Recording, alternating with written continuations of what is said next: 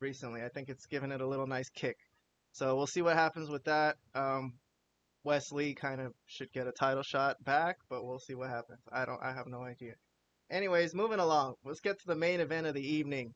The AEW Dynamite review with the highlight of the Malapert Smart Wrestling podcast, our staple. We Let love me get my notes Dynamite. ready. All right. I've got my notes now. Dynamite is the most reviewable show in wrestling just because they really put themselves out there. You know, whether it's going to be good or bad, they kind of they try to be creative. They try to throw a lot of things at the wall, and there's starting to be a major difference between Dynamite and Collision, which I think we're going to try to talk about hopefully next week if we can get our friend Brian on the air and have a bigger discussion about the split in AEW and people taking sides, people taking Punk sides, people taking the Elite side, just the difference and just the general feel of how it's um it's kind of more chaotic and goofy on Wednesdays and more serious a little bit, different commentary crew on Saturdays. So we're gonna have a more of a deeper discussion about this and see if this is good for AEW in general or if it's bad for them to be having this kind of like inner feud or inner squabble in a way. But we're gonna hold that discussion. We're just gonna talk about Dynamite today. So let's start our review. Interesting start to the show today. Jungle Boy versus Hook. So it started with Jungle Boy coming out, and they showed a video package of him, I guess, in some desert, burying what his old persona, I guess, burying something. Yeah, He's the burying Jungle the Boy. old Jungle He's no Boy. longer Yeah. Yeah. Jungle Boy. Okay. All right. So and then his new theme music hits. It's Beethoven's Fifth Symphony, which I gotta say, I like the selection. The Ninth Symphony is my favorite one, followed by the Fifth, and then the Third. Those are the only three that I listen to. But I mean, he came out with a new look. He's like shaggier, a little scruffier, didn't shave, didn't really get a haircut, and new tights, long tights. He doesn't have those tighty whitey underwear type of tights. Like when Hogan turned heel, he also got the long pants look. You can't be a heel and wear those little tighty whitey underwear type of things. So so he looks cool. I think he's got a good look. So hard fought match, okay. The work, I don't know. I'm not gonna say it was perfect. Um, but Jungle Boy wins after the ref bump. He hits him with the FTW title belt. Hook had scored a pinfall while the referee was down, but Jungle Boy is the new champion. Sorry, Jack Perry, I guess. The announcers just called him Jack Perry. Um, doesn't seem like he's Jungle Boy anymore. But anyways, he won the fuck the world title, and he could tell the whole world to fuck off now, I guess. But all right, I want to start with Robert this time. Any thoughts on the new Jungle Boy? Jack Perry. Oh yeah, Um, excuse me. It's gonna take me so a while to get used to that. I first off, I want to disagree with the music selection. I wasn't a fan of it, not at all. Um, the new look is cool. The new attitude is fine, but I just didn't like the music choice. They don't have to pay for that. Um, well, yeah, true that. The match was okay. I feel like Jack Perry. I'm not gonna call him Jungle Boy. Jack Perry is carrying match for the most part. And I actually don't mind the title change. I think it's good that they put it on. I was about to say Jungle Boy. I think it was actually good that they put it on Jack Perry, and I loved how pissed off Taz was about it on commentary. Yeah, that was kind That of was a pretty nice touch entertaining. that he was there. Yeah. How about Vlad? Not Give us some yeah, thoughts go ahead. about Jack Perry's new dark persona. All right. I want you guys to write this down. I'm going to say something because this is a moment in history. I'm saying something positive about Jack Perry. I thought this Okay. was great. I thought this was very good. Yeah, all right, I all right. thought he came out, he looked great. He looked very heelish. He worked heelish. I thought he had a good look. The match was pretty solid. And my favorite part, well, the theme, I'm not sure. That one could go either way. I'm not sure about the theme. I'm not. I could see pluses about it. Like, yeah, it's kind of interesting. Like a classical music type theme. I don't know. That one could go either way. But the best part is when they were counting the three. and Paul Turner was counting the three, the smile on his face, I have engraved in my memory. It was classic heel. I loved it. I loved it. I actually liked this segment a lot. They did a great job of, like, I thought he just did a great job of being a heel. So I was stunned because I was prepared to like crap on it because I always crap on Jungle Boy Jack Perry, but now that he's just Jack Perry, I kind of like this. I like this. So we'll see. 1 week, and I'm praising the guy as his heel. Now that he's out of his car, he's doing some good work. Yeah. Yeah. Yeah. All right. Well, right when he was coming down the entrance ramp on his ring walk entrance, telling the crowd to fuck off and everything. Yeah, he cussed right in that guy's face. I saw it. Yeah, he's like F off. All Yelling right. at kid, he was I yelling thought at that was kids too. fantastic. All right. Well, okay. I'm also gonna give it a plus. I mean, I think it's pretty good. Yeah, not bad. Let's see what else they do with him. Exactly. This is AEW's also their problem is following up on things. So let's see what they do with him. Yeah. But it looks like they're probably gonna continue on with this FTW title feud with them too, I guess, because Taz is part of it, and Taz is. I honestly thought Taz could have been a little more seriously angry, personally. And Shivani, God, just I like Oh, him. one thing about Shivani, real quick, that I did write down. This guy is talking through somebody's theme music the whole time. He's for like sentences. And he's going off and on. Like, dude, what? Nobody hears what you're saying, right? Like, you're talking through the theme. The sound quality isn't that great for AEW as it is. This is not the production of WWE, right? So stop talking while somebody's theme is playing. Nobody hears what you're saying, bro. Anyways, that's it. That I was my just little Shivani rant. I just don't care what he says anymore. Like he sounds so fake and hokey, and all he Oh well, says is yeah, I'm just this is that's so true. great. I'm so happy I'm here. Like I'm so tired of Shivani. Like I love him. Just the voice of him makes is nostalgic and it takes us back to our childhood. But he's so bad, you know. He doesn't have Yes. he doesn't have Even when Sting comes out. Oh my god. Especially when Sting comes out. Sting! The worst one is when there was an attack in the ring and he was supposed to leave the ring and he still yelled it out. It's Sting! Like, dude, can somebody punch him in the mouth, please? All right. Anyways, yes. Oh. Let's move on. So here's a situation that we're gonna be coming back to, I guess, a couple times on the show. It's Alex Marvez, uh, Sleuth, Detective Sleuth, tracking down Chris Jericho, and he's trying to see this important story to see if he's gonna join the Don Callis family. And he sneaks into the restaurant where they're eating, and he sees them eating together. He's like, "Wow, got something here, interesting." Okay. Moving along. That's gonna come back though. Let's go through the show in order today. Right, Uh, right. MJF and Adam Cole have a sketch. I call it a sketch, a comedy sketch. Yes. Adam Cole is telling MJF that he needs to learn how to face his fears, so he's gonna take him out to eat spicy food because that's one of MJF's fears. I've never heard that, but okay. Maybe I don't know. Maybe I don't listen close enough. So they get what do? They get drunk because Yeah. I guess they mistook the water for pure alcohol, which was kind of stupid because it's like You they didn't. can't taste the difference? Yeah, exactly. They were like, "What the fuck?" Okay. Well, they thought it was Chinese water. Okay. Okay. Anyways, so they kind of get drunk and they can't handle the spiciness and they were gonna double Yeah. clothesline the waiter and Right. that was that. I don't know. I think amongst wrestling fans that I hear that these sketches are kind of bad, but their matches Yeah. together are kind of good. Is what basically I'm kind of gathering what a lot of people think. Well, Yeah. let's just talk about this sketch. Vlad, are you uh are you amused by these sketches still or what? It's kind of what I said, I think, last week. It's becoming problematic because it's your world champion and he's in these comedic sketches. Not to say there wasn't some entertainment and that there is a little bit because MJF is a really entertaining guy, so he could make anything kind of funny.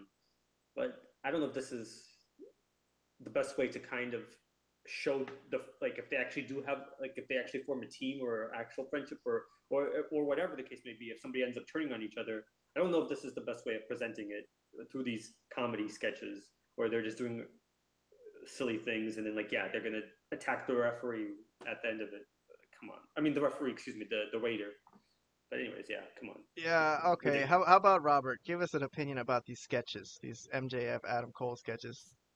I actually found the sketch from last week I found entertaining. This Yes, one, I not will so say that. much. Not so Yes. much. No, this one was just Okay. yeah, yeah, I like the part from last week when they were starting to play video games and then MJF like he revealed that he had like no friends. That's why he's never played video games with Yeah, anybody you're else right. because he That always was a played with. little better. I That was thought that was definitely yeah better. that was better.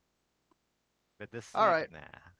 All right. Well, we'll get back to more MJF Adam Cole stuff in a second. Let's move on to Alex Marvez, uh detective again on the Jericho Callis situation because it's so important. Everyone needs to know if Jericho is leaving JAS to Don Callis.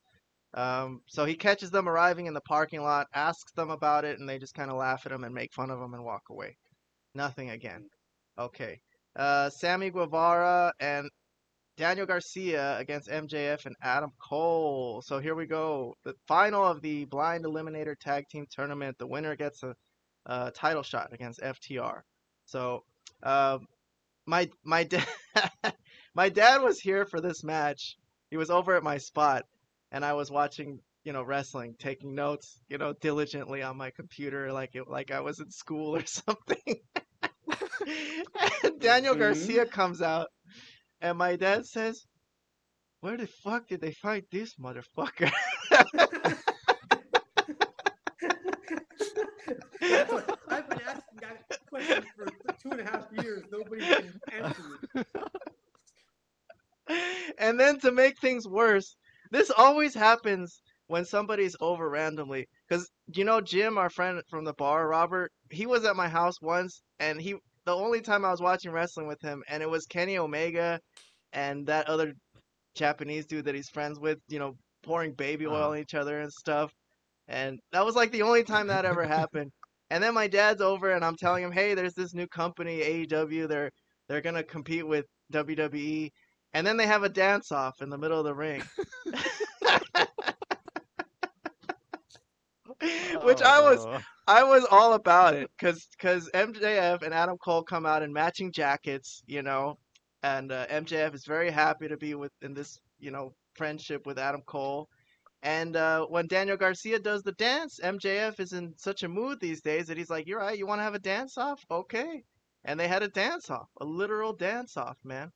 So I'm gonna go ahead and say that Daniel Garcia won the dance off, and he was the best one of the four, followed by Sammy Guevara, and then MJF, and Adam Cole was the worst one. So how about you guys?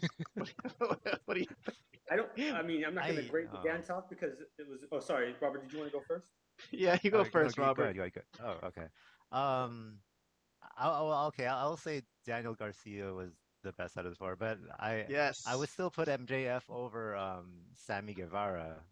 Yeah. Personally, I didn't think Sammy Guevara was better than MJF. But oh, Adam Cole, what was that? Yeah, boy.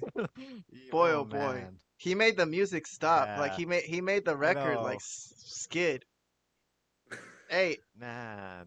Vlad, the whole He time I was watching this, I was telling my dad, Vlad is gonna rip this to shreds tonight. Well, yeah, I was just gonna say that obviously I'm not gonna grade who's the better Dan. I don't really care. I mean, was it funny? Yes. Was it incredibly stupid? And I'm not gonna say offensive, but I know there's some purists that will say this is offensive. Just to have this in the middle of supposed to be like a serious, right? The winner gets a tag team title match, and all of a sudden these four guys are having a dance off right as the match is about to start. Pretty stupid, pretty silly, but I can say when MJF started dancing that I did not laugh. So, it kind of works both ways. Yes, was it dumb? Possibly. Was it entertaining? Yeah. Oh, so I guess two things could be true at once. So I don't know. All right, let me move on from the dancing. No more dancing. Uh, so MJF, they have the match. MJF loves to tease that hot tag, right? It's like his favorite thing. He's like kind of making fun of the '80s, I guess, with these tag team kind of type of old school hot tag type of matches Sure. where they're just. So he really, really milks that. He's done that in every single match in this tournament. Um, MJF did a dive, a tope suicida, which was a And historical he liked moment, it. He loved it. and he did it Okay, really well. I wish I told you to pull up his face when he did it because that did make me laugh a lot. Yeah. I'll put it in a clip in post production. But Okay, uh, okay. all right. So Adam Cole pressured him into it, and he did it.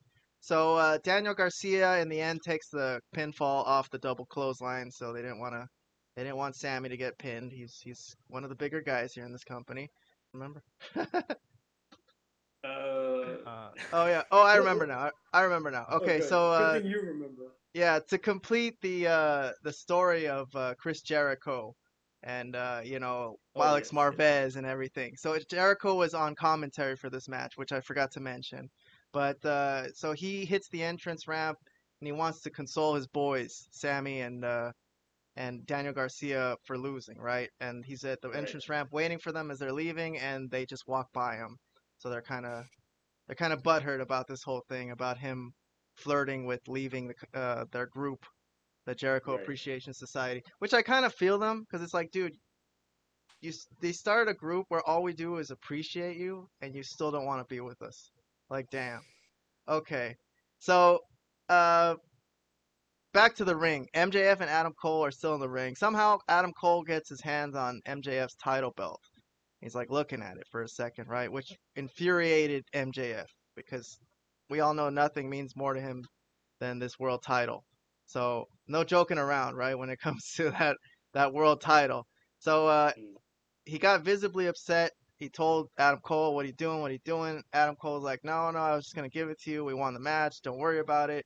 And the crowd is trying to tell him to hug it out because obviously a lot of people are into them being friends. I mean, I kind of think like a small part of me thinks that there is a percentage of the crowd that actually wants them to be friends. It's gonna be hurt when they turn on each other or whoever turns on who.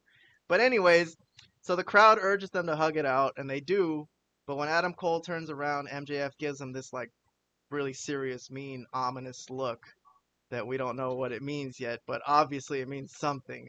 It's looking like they're not gonna be friends in the end, but.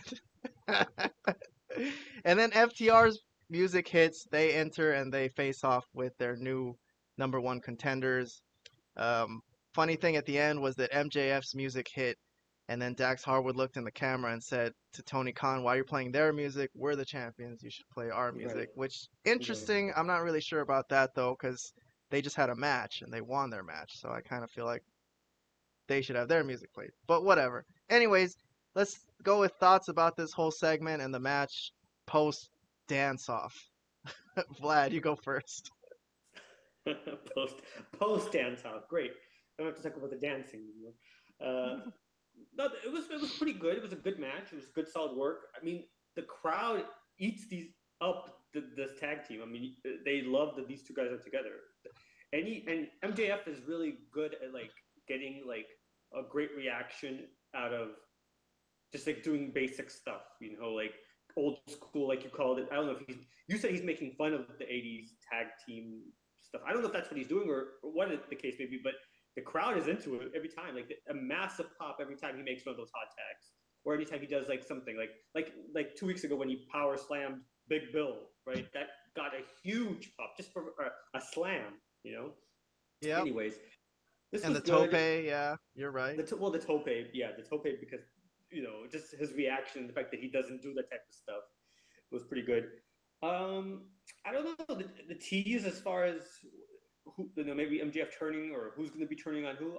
I don't know yet where it's going. I still not 100%, but I guess we'll find out definitely by Collision because something's going to have to give when they face FTR for the tag team titles. I mean, I don't Is think they're that this winning it. Saturday? Oh, it might be in 2 weeks. It might I'm be in not two sure. weeks. I'm It not might not sure be. when it is. Honestly, I Me didn't catch neither. that, but I believe it's not this coming show. I think it's in the show after that. I believe, but okay. uh, yeah. But Yeah, I either think way, you're right. like that should be good. But and something's gonna have to give there. But it should be a great match, and I'm looking forward to it. That's it. All I'll leave right. it How at that. about you, Robert? You got any thoughts you want to give about this blind eliminator tag team final and the fact that they're now Yeah. the number one contenders and will face FTR. Hey, well, I do want to say that I enjoyed the match. I especially loved the moments when MJF and Adam Cole are pointing at each other and yelling out double clothesline, and the fans were Oh yelling it yeah, with them. another That was pretty simple thing funny. that's getting Um, over. Yeah. right? Yeah, exactly. It's very over. So that tease of MJF turning on Adam Cole, I felt like it was too soon because I mean they Hmm. just started their Yeah, you know interesting point. their BFF friendship. So and they're really over right now. Yeah, So yeah. for Give that it some tease to time. happen, I felt like yeah, I felt like they should have waited a bit for something like that to happen. Good point. So Yeah, at least make us uh, feel like they're really friends and make us like a little surprised that that it's gonna end. You know? Yeah, it's mm, kind of happens a lot in wrestling though that things break up a little too soon these days. You know? It's not like the old days when you're gonna give them like 5 years to be partners before you break them up or something like that. So okay, Yeah. I don't know. All right, let me move on. We got a couple more things to get to. There's a backstage thing here that I really don't think I need to even mention, but I will. It was Darby Allin asking for a favor from Orange Cassidy, trying to get a title shot for AR Fox because AR Fox helped him when he was homeless. Like, I'm so tired of Darby Allin mentioning that he used to be homeless. Like, honestly, I so don't care. It was your job. It's your fault you were homeless, bro. You could have got a job. Fuck. It's fucking stupid. Fuck, what is he like too stupid to get a job or something or what? I don't get it. Why was he homeless? I don't know. Okay, fine. Well, Honestly, he should feel sorry for me for having a job and paying rent. I think that's fucking harder than him living in his fucking car and not having a job. So I don't care about Darby Allin saying he was homeless. But anyways, Orange Cassidy agrees. He's gonna fight AR rough Fox. Karen. Pretty rough. And Kahan hating on Kahan. This is the oh story no, from the Kahan hating on the homeless. who homeless have it knew? easy, bro. They don't have to work, you know? They're not paying Yeah, rent. they live on the streets in the dirt, but they have it easy. I think they have it easier. That's just Well, me. that's Anyways, definitely let's just you. let's not get started on our social talk. Let's go to my Yes, other yes, yes. podcast for that. This is it's wrestling Of course. podcast. Continue, You're Karen. invited on my other podcast if you want to come on there and talk about homeless people. But anyways, I don't think I want to. it's it's time, guys, for blood and guts. Blood and guts. Well, it was on Wednesday, but it's time for us to talk about blood and guts. So Okay. Justin Roberts introduces blood and guts with a great big smile. And I don't know if you guys noticed that. Yeah, I I saw. saw that. Just pretty funny. These guys are gonna murder each other, and Justin Roberts is out there laughing. So I'm not gonna go through this match in detail. We all know how these matches work at this point. War games rules from the old days. Everyone comes in one at a time. No one, there can't be an ending until everyone's in the ring, which is kind of stupid, I think, because everyone knows the match is not gonna end until all 10 guys get in. So that's kind of like just filler, beating each other up, you know. Um, so once all the entrants are in, thumbtacks have been flying around already. There's thumbtacks everywhere. That's the kind of messed up thing about adding thumbtacks into a match like this is because, okay, you have it for one spot, but now there's thumbtacks literally everywhere for fucking everything for the rest of the match, which really sucks for those guys. Um, I'm going to skip to the part where Moxley breaks out his bed of nails, which tripped the whole crowd out and everything. Um, Omega was the first to bite it, but he got thrown into it. Um, Don Callis is on commentary saying that was beautiful. He loved it, and so he got body slammed onto it too. Which I don't know what the hell that bed of nails was made out of. But Ibushi was the last to enter, and let's see, Moxley got slammed into his bed of nails. There was all kinds of madness, glass, thumbtacks everywhere. Uh, Pac had a good move. He did a double foot stomp hanging from the roof of the cage onto a table, onto one of the Jackson brothers. I forgot which one. Um, let's see. But the ending of the match comes because Pac and Claudio Castagnoli can't get along. and then Pac walks out on the team, which in turn turns into a massacre this match after Don Callis takes Konosuke Takeshita with him. Seeing that this is a lost cause, he's like, let's get out of here. It's 5-on-3 now. And then in the end, Moxley surrenders to save Wheeler Yuta's life because he was about to get murdered. So, all right. Um, I guess I'll start with Vlad. Let's get Vlad's take on Blood and Guts. What did you think of this match? Did you like it? Did you enjoy it? Did, was it entertaining to you? Boy, oh boy. Well, I think the point that you brought up to start, where this is the match where if they did bring out all the stuff that they usually do anyways, the weapons, I'm kind of surprised the screwdriver was not used because usually they use the screwdriver. I don't think a screwdriver was used. Well, they used a fork for this A match. fork, Moxley yeah. came in, brought out a fork. He then brought out the glass. The Jacksons, I think one of the Jacksons, I forget which one as well because I can't never tell. I don't even remember which one's which half the time. Um, brought out the thumbtacks, but he threw them from the top of the cage. That's another point I was going to make. Why is everyone leaving this cage? Like, just like that. The whole point of these matches were that you can't leave. You're locked in. You're supposed to be locked in. It's supposed to finish out there. Everybody's just leaving and walking around, doing God knows what. And then finally, Pac has had enough. He breaks through. He opens it and he leaves.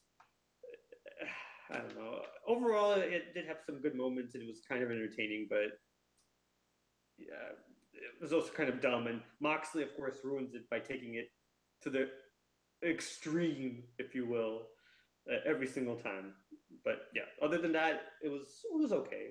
It wasn't the worst thing I've seen them do.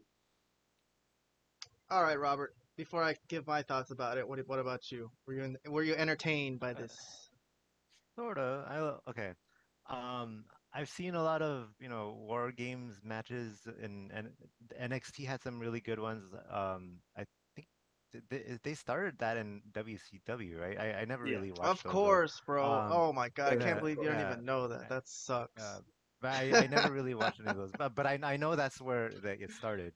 But I've Yeah. seen a lot of NXT War Games matches, and then I think there was a War Games pay-per-view in WWE, or sorry, Premium Live Event. My bad. Yeah, the Um, last Survivor so Series was a War so Games. yeah, yeah. There you go. That's what it was. Mm. So I'm judging this Blood and Guts match, based on the standards of what I've seen before, and this didn't live up to what I've seen before the previous War Games matches. It wasn't that great. And also, man, they made Pac look like he's very sensitive, man. Like really, like one of his was it Claudio that accidentally hit him or whatever, and that's all it took for him to leave and just abandon the group. I mean, come on, He doesn't when play stuff like well that with others, happens, man. like He's a I bastard, guess bro. not. I mean, it doesn't. Yeah, well, there you go. He lives up to his own name.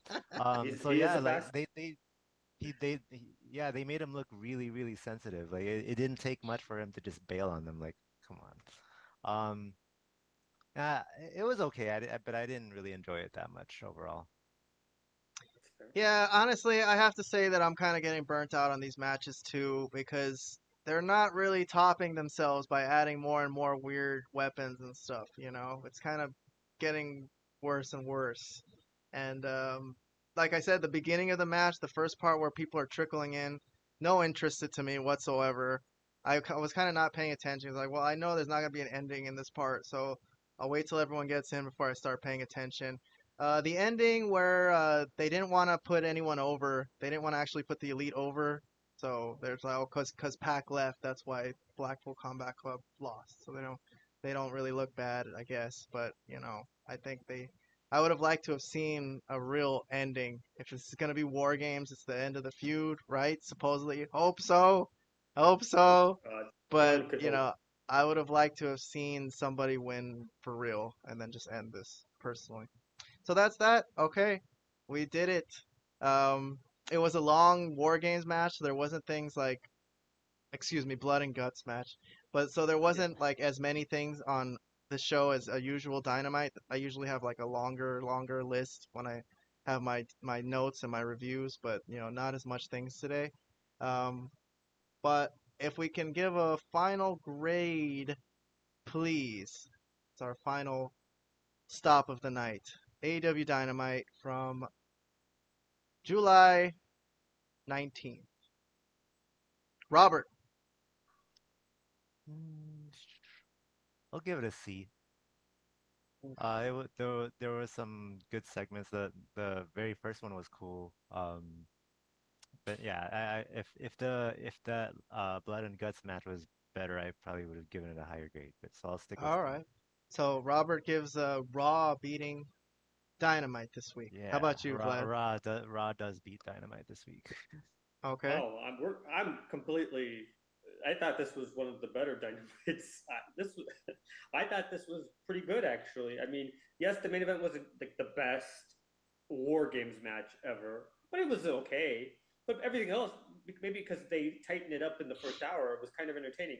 It was focused on MJF and Cole mostly. It had that Jack Perry and Hook thing that I liked, and the Blood and Guts was okay. Like it wasn't the best, but it was all right. I didn't have. I mean, outside of the fact that Moxley's an idiot, I'm gonna give the show B minus. I thought it was one of the better Dynamites. So that's high praise. B minus is high praise for me for Dynamite. That's pretty good for me. So yeah. Interesting. Interesting. I don't think I'm gonna give it that high a grade. I mean, the only thing I really dug was Jack Perry at the first segment. I think that was good. Also ruined by commentary a bit. Could have been more serious if they had the collision commentary on this show. Sure. And War Games or Blood and Guts didn't really interest me that much.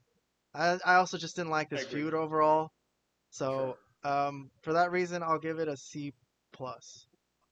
I'll give it. Hold on, time out, time out. Is this really happening? Both me and Kehan are giving it lower grades than Vlad. I'm telling you, Hold on, I enjoyed the hold on. show. I need to And go outside and see if there's a blue moon out there, man. Because I just want to explain my reasonings a little bit all more right, thoroughly, real quick. okay. Just real quick. I thought because they focused on people that I actually care about, I think made it like a little bit more of a more tighter show in that sense. Now, The obviously, I first did not care hour, so much. yeah. Okay. Right, I did not Okay. care so much about the ending of it, though. But it is a cage match, and it's I am gonna watch it, and it wasn't the worst. It wasn't the worst thing I've ever seen them do. And obviously, I don't like a lot of the people involved, as you guys know. Kehan knows this to be a fact, because I'm always complaining about them through text message to him. But it wasn't that bad. Like it wasn't the worst thing I've ever seen. The only part I really did not like, outside of the Moxley stuff, bringing in all those stuff, is Pac just leaving and everybody just freely leaving the cage. But other than that, it wasn't the worst thing I've ever seen. So, anyways, yeah, maybe that's the reason that I give it a higher grade. Is just that it focused on people that I actually care about. Okay. All right. All right. I don't know. I thought it was too much blood and guts for me. Too much Elite and Blackpool Combat Club. Big hour Sure. long chunk that I was just kind of not into.